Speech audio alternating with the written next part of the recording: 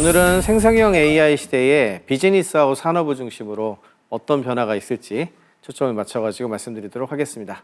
옛날에 이제 알파고라고 그 인공지능 바둑 둔 것이 2016년에 굉장히 큰 뉴스가 됐었던 적이 있었죠. 이세돌 구단하고 바둑을 둔 거. 그때 얘기가 나왔던 게 얘네가 인공지능끼리 바둑을 수만 판을 둔다. 그렇게 많이 두다 보니까 어쩔 때는 이기고 어쩔 때는 지고 그러다 보니까 저절로 바둑을 잘 두게 되었어. 이렇게 얘기를 하잖아요. 그거는 원래 데이터가 많았던 게 아니라 이렇게 바둑을 두는 과정 속에 데이터가 만들어진 거예요. 그리고 그 많은 데이터를 처리하기 위해서 소위 GPU라고 하는 칩을 쓰는데 이 GPU가 엄청 비싸요. 심지어는 이 GPU가 가격만 비싼 게 아니라 에너지도 엄청 먹어요. 데이터인데 많이 넣으면 많이 넣을수록 잘 된다 그랬잖아요. 그러면 성능을 가져오기 위해서 엄청 비싸게 비용도 많이 때려 넣고 전기도 많이 넣고 이렇게 해서 만들고 있는 거죠. 그러니까 이제는 비용 효율을 따질 수밖에 없는 상황이 됐어요.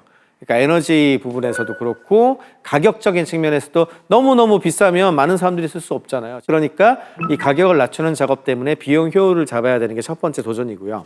최근에 그 영화 허를 보셨는지 모르겠는데 영화 허를 보시면은 그냥 대화를 그냥 자연스럽게 하지 않습니까? 그렇게 나한테 얘기를 해주는 그런 종류의 서비스가 곧 나올 거라고 생각을 했었는데 드디어 미국에 있는 두 기업에서 최근에 실제 서비스를 런칭을 했어요. 그 영화 허처럼 진짜 가지고 다니면서 언제나 얘기를 할 수 있는 상황이 됐거든요. 그렇게 되게 되면은 단순히 저 서버에서 이렇게 우리가 접속을 해가지고 인터넷에서만 쓰는 게 아니고 항상 가지고 다니면서 쓸 수 있는 AI 시대가 열리게 돼요. 이런 거를 이제 전문 용어로는 온 디바이스 AI라고 부르는데 이런 AI 기술이 발전할 수밖에 없는 이유는 뭐냐 하면 스마트폰이 가지고 있는 특징 때문에 그렇습니다.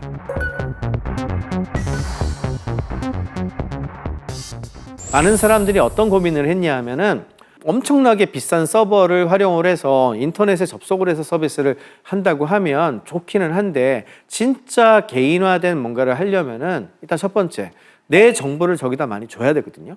그러면은 나의 프라이버시가 해쳐질 가능성이 있죠. 내 정보나 내 데이터를 저기로 업로드를 해야 되잖아. 일단 거기에 대한 문제가 있고 두 번째는 아까 전에 통번역 서비스 생각을 해보죠. 허 같은 통번역 서비스를 생각을 해보면은 내가 지금 말씀을 드리면 이렇게 하면 됩니다. 영어로 번역을 해봐 라고 했는데 그거를 서버 갔다 와야 되니까 모래시계가 떠 뱅글뱅글 돌다가 5초 있다가 그거는 쌀라 그래요. 그러면은 이거 가지고서 외국인하고 이제 소통을 한다고 생각해 봅시다. 쉬울까요?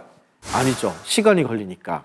근데 만약에 이게 디바이스 안에 있어가지고 즉각적으로 처리가 돼 얘기하면 바로바로 통역이 돼가지고 얘기를 해요. 그러면 많이 쓸 수 있겠죠. 그러니까 활용도가 굉장히 빠르게 처리를 해야 되는 종류가 있을 때 이때 또 온디바이스가 좋아요. 또 나머지는 이제 기계 자체가 바뀔 거라고 생각을 많이 해요. 지금은 스마트폰 중심이지만 영상으로 보여주고 그려서 막 이렇게 띄워주는 것이 가능하다면 스마트폰보다는 아무래도 뒤집어 쓰는 기계가 훨씬 더 생성형 AI 시대하고 잘 맞죠. 과거에 PC에서 스마트폰 넘어온 것처럼 스마트폰에서 이렇게 뒤집어 쓰는 기계로 넘어갈 걸로 예상을 하고 있어요.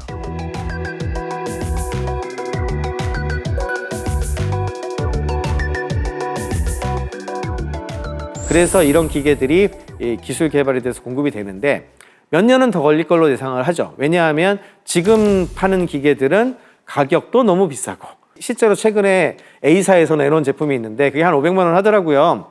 저는 진짜 이 회사 제품 정말 많이 쓰거든요. 거의 안 쓰면 안 될 정도로 너무 많아요. 근데 저 같은 사람조차 못 사겠더라고요. 아, 이건 못 사. 이 돈을 주고 어떻게 사냐? 이제 스킵했거든요. 그냥 넘어갔거든요. 스마트폰도 그랬지만 $1,000. 그러니까 100만 원대 정도까지가 개인이 쓸 수 있는 소비자 제품의 한 개의 비용 그 정도까지 떨어져야 돼. 근데 만약에 500만 원입니다. 야, 그거 사겠습니까?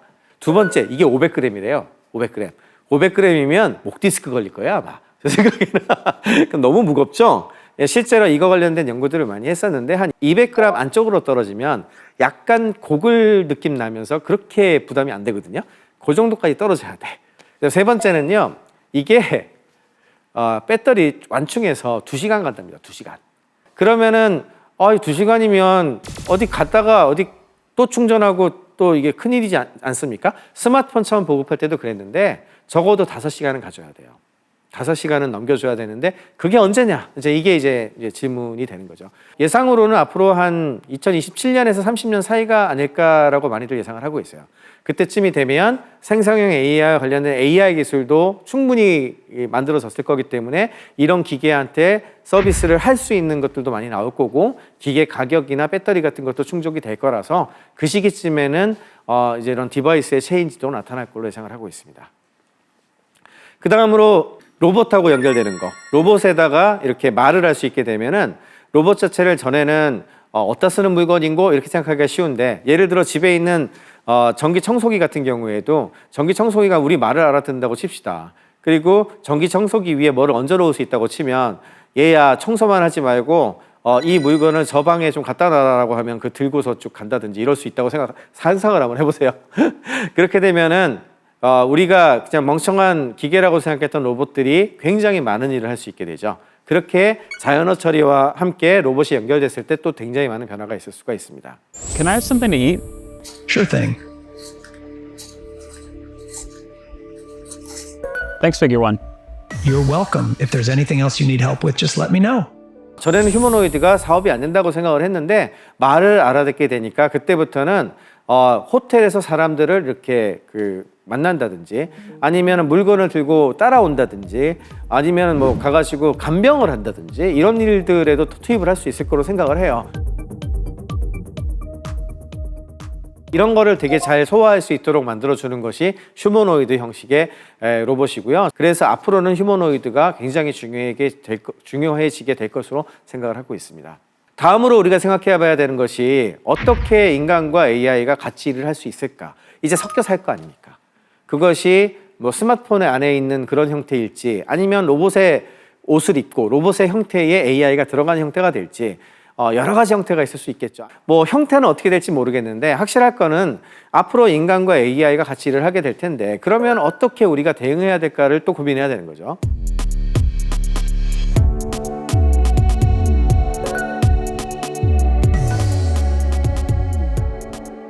첫 번째는 신뢰 구축이 돼야 되잖아요.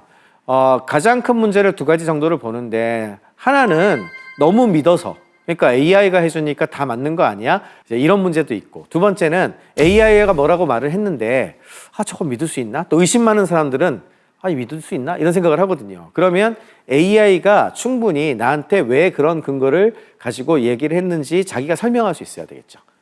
그래서 왜 이렇게 되는지 안전한지 테스트는 충분한지 아니면 데이터가 뭐 한쪽으로 쏠려 있으면 편견이라든지 공정성 문제도 발생할 수 있거든요.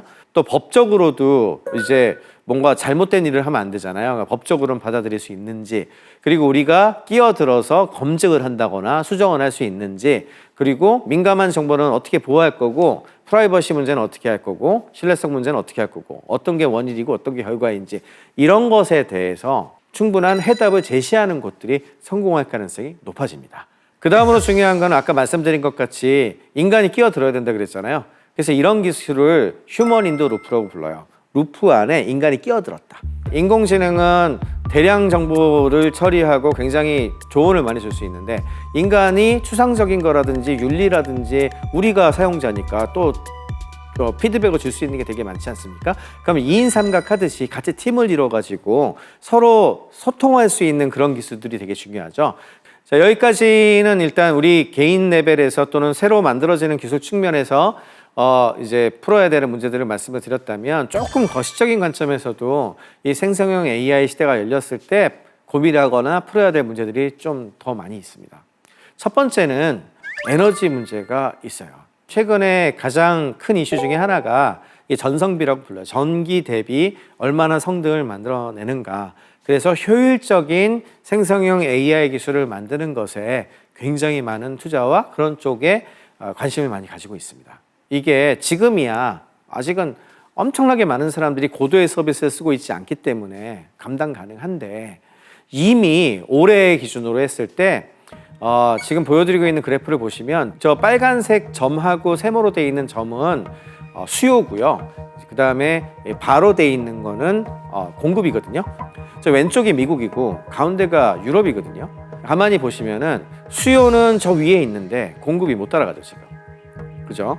유럽은 더 심각해요. 유럽은 수요는 저 위에 있는데 밑에 저렇게 돼 있단 말이에요. 이렇게 되면 뭐가 문제가 되냐면은 저거 서비스하느라 에너지가 모자랄 수가 있겠죠.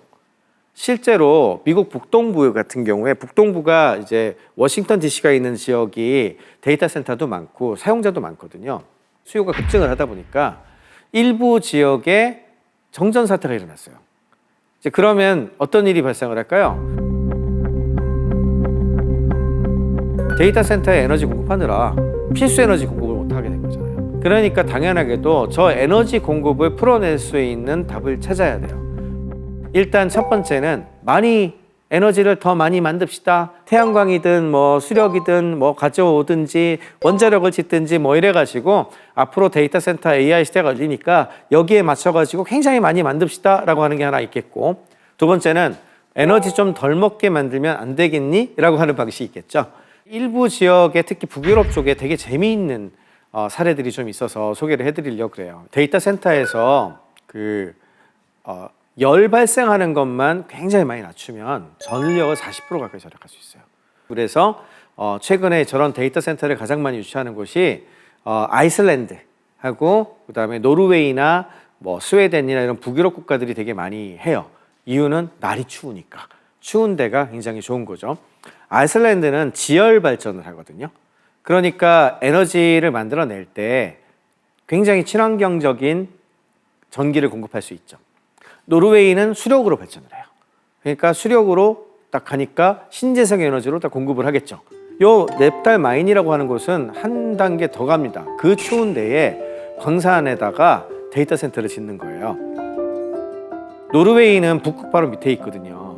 근데 이 광산이 바로 절벽으로 북극해하고 연결돼 있어요. 그래서 수로를 뚫어가지고요. 북극해의 물을 파이프라인으로 갖고 와요. 근데 열을 많이 식히면 에너지 절약된다 그랬죠. 그러니까 저 파이프라인을 가지고 온 북극해 물을 가지고 데이터 센터에 열을 식힙니다.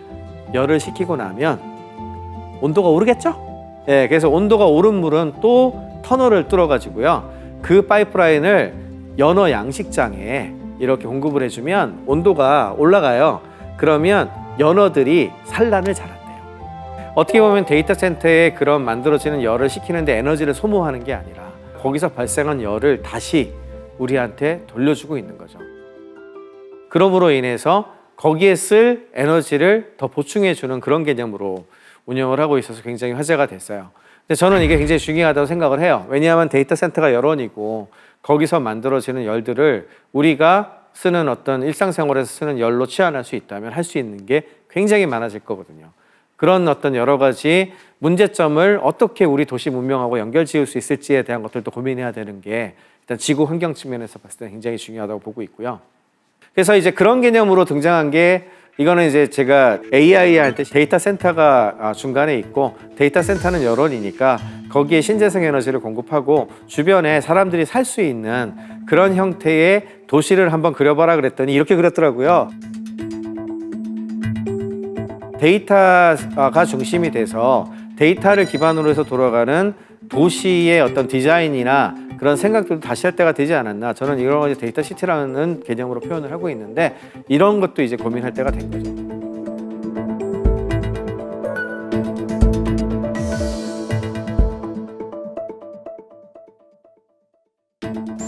과거에 이제 알파고하고 이제 이세돌 구단이 바둑을 뒀을 때 물론 이제 알파고한테 졌지만 그 뒤에 우리 인간 바둑 실력들이 다 늘었다는 거 아실 거예요. 왜? 인공지능한테 많이 배웠거든. 그리고 인공지능이 질문한 것에 대해서 우리도 발전을 같이 했단 말이야. 그렇게 함으로 인해서 공진화를 한다고 표현을 하는데 그렇게 된 것처럼 우리의 생각도 그렇게 될 수 있는 거죠.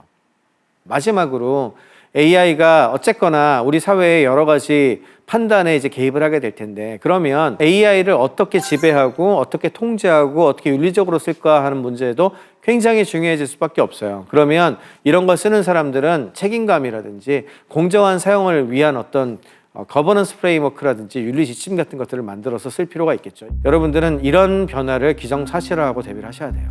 그렇기 때문에 AI는 단순히 그냥 뭐 그림 좀 그려주고 채팅 좀 하고 이런 게 나온 게 아니에요. 여러분들이 삶을 살아가는 방식과 인간의 존재의 의미에 대한 것들을 다시 한번 생각하게 만드는 그런 발명이다라고 이야기를 드리고